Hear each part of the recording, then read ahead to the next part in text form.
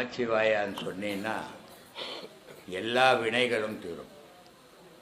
நமச்சிவாயான்ற வார்த்தை இருக்குது, அது சாதாரண வார்த்தை கிடையாது, சக்தி வாய்ந்த வார்த்தை. ஆனால் அந்த நமச்சிவாயன்றது சினிமாவில் சொல்கிற மாதிரி சொல்லிட்டு போகக்கூடாது. சினிமாவில் வருவான், ஒரு மந்திரம் பண்ணுவான், உடனே சாமி வந்து நிற்கும். இப்போ நாடகத்துலலாம் கூட சாமி வந்து பேசிங்குது. அது மாதிரி நினச்சிக்கின்னு பண்ணுறது இல்லை. இது நமச்சிவாயான்றது ஓயாமல் ஒழிச்சுக்கினே இருக்கணும் உனக்குள்ளே போய். அந்த நமச்சிவாயான்ற ஓயாமல் ஒழிக்கும் போது உன் உடலுக்குள்ளே ஒரு சூடு ஏறும். அந்த சூடு உன்னுடைய பாவத்தெல்லாம் அழிச்சிடும். நீ ஒரு நாளைக்கு போயிட்டு ஒரு வாட்டி போய் நமச்சிவாயான்னு சொல்லிட்டேன் நான் ஓஞ்சி போச்சுறேன்னா ஓஞ்சி போகாது. ஒரு நாளைக்கு வேலை செய்யிட்டு 30 நாள் சாப்பிட முடியுமா? 30 நாள் வேலை செய்தால் தான் மாதம் ஃபுல்லாக சாப்பிட முடியும். அப்போ இப்போ சாதாரண ஜீவனத்துக்கு அப்படிங்குது. உன் பாவத்தை அழிக்கிறதுக்கு எவ்வளோ தீவிரமாக அதில் போடணும் நமச்சிவாயா. நமச்சிவாயான்னு ஒரு நாளைக்கு நம்ம நமச்சிவாயா சொல்லிட்டேங்க, என் பாவம்லாம் தீரலைங்க, என்ன எப்படி தீரும்?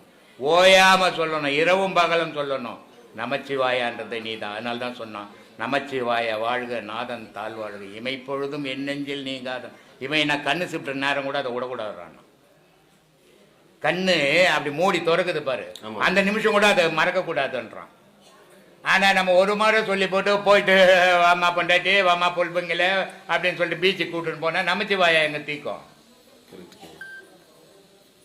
அதனால நமச்சிவாயான்றது நீ தான். நான்னா மண்ணு, மான்னா தண்ணி, சீனா நெருப்பு, பான்னா காற்று, யானா ஆகாயம்.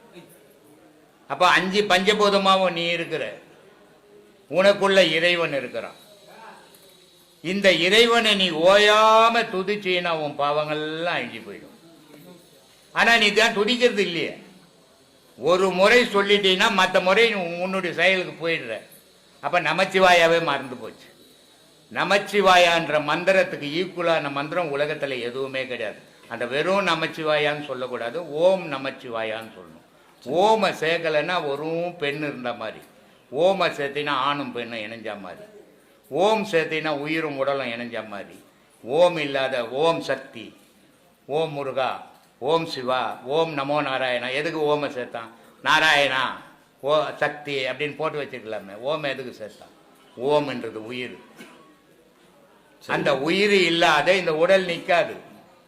அதனால ஒரு நமச்சிவாயா நமச்சிவாயா, ஓம் நமச்சிவாயா. அந்த ஓமை இணைக்கும் போது தான் அந்த நமச்சிவாயாவுக்கு சக்தி பிறக்கும். உயிர் உள்ள இருக்கிறதால தான் இந்த உடலுக்கு சக்தி. நீ உன்னால நடக்க முடியுது, உன்னால ஓட முடியுது, உன்னால எல்லாம் செயலும் செய்ய முடியுது. உயிர் இல்லைன்னா படுக்க தான் ஆயிடும். அப்ப நான் ஒரு நமச்சிவாயா இருந்தால் அது படுக்கே ஆயிடும். உயிரும் உடலும் சேரும் போது இயக்கத்துக்கு வந்துடும். அதை சேர்ந்து செய்யும் போது தான் ஓயாம செய்யனால் தான் சொன்னான் நமச்சிவாயா வாழ்க. இது நல்லா இருக்கணும். இந்த உடல் நல்லா இருந்தால் தான், இந்த உடல் நல்லா இருந்தால் தான் அதில் நாதன் குடியிருப்பான். அப்ப நாதன் என்றவன் இறைவன், இறைவனும் நீயும் சேர்ந்து தான் 2 பேராக தான் இருக்கிறீங்க. அதனால நமச்சிவாயா வாழ்க நாதன் தாழ்வாழ்க இமைப்பொழுதும் என் நெஞ்சில் நீங்காதான் வாழ்க கோகழி ஆண்ட குருமணி தாழ்வாழ்கன்னா. இப்ப நிறைய இடத்துல போடுறாங்க, புக்கில் போடுறாங்க, கோகழி ஆண்ட குரு மனிதன்றாங்க. குரு மனிதன் இல்லை, கோகழி ஆண்ட குருமணி. குருமணின்னா கண்மணி. இந்த கண்மணி தான் மனிதனுக்கு குருவா நிற்குது. இதில் தான் கடவுளுடைய இயக்கம் விந்து இருக்குது. டாக்டர் கிட்ட போனீங்கன்னா கண்ணை திறந்து பாப்பா, அவர் பழிக்காத பழிக்கிறத பழிப்பாரான்ட்டு.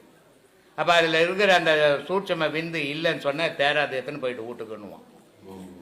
அப்போ கண்ணில் குருமணியா கடவுள் நிற்கிறான் அப்படின்றதுனால சொன்னான் குருமணி தாழ்வாழ்கன்னா. இவன் குரு மனிதன் தாழ்வாழ்கன்றான். தப்பு தப்பாக எழுதினுக்கிறாங்க, தப்பு தப்பாக பேசுங்கிறாங்க. என்ன பண்ணுறது?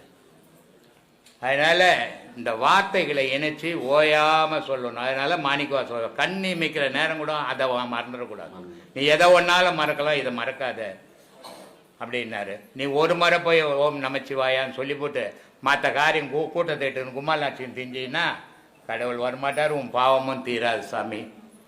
உன் பாவம் தீரணும்னா நீ ஓயாம ஒழிக்கணும். எல்லா செயலுக்கும் அதனுடைய பலனை அனுபவிக்கணும்னா நீ ஓயாம செய்யணும். அது எந்த செயலாக இருந்தாலும், வீட்டு செயலாக இருந்தாலும் சரி, கடவுள் செயலாக இருந்தாலும் சரி, தொழில் செயலாக இருந்தாலும் சரி, ஓயாம ஒரு நாள் போய் வேலை செய்யிட்டு 1 மாதம் சம்பளம் கொண்டா கொடுக்க மாட்டான். அது மாதிரி ஒரு நாளைக்கு போய் நமச்சிவாயான்னு சொல்லிட்டுனா கடவுள் என் பாவத்தெல்லாம் தீர்க்க மாட்டான். இதெல்லாம் யோசனை பண்ணி செய்யுங்க. சொல்லு. சரிங்க. ஏமா நீ உள்ளுக்குள்ளவேவும் சொல்லு வெளியவும் சொல்லு. வெளியே போனீங்கன்னா உள்ளுக்குள்ளே சொல்லு, உள்ளே இருந்தீங்கன்னா வெளியில் சொல்லு.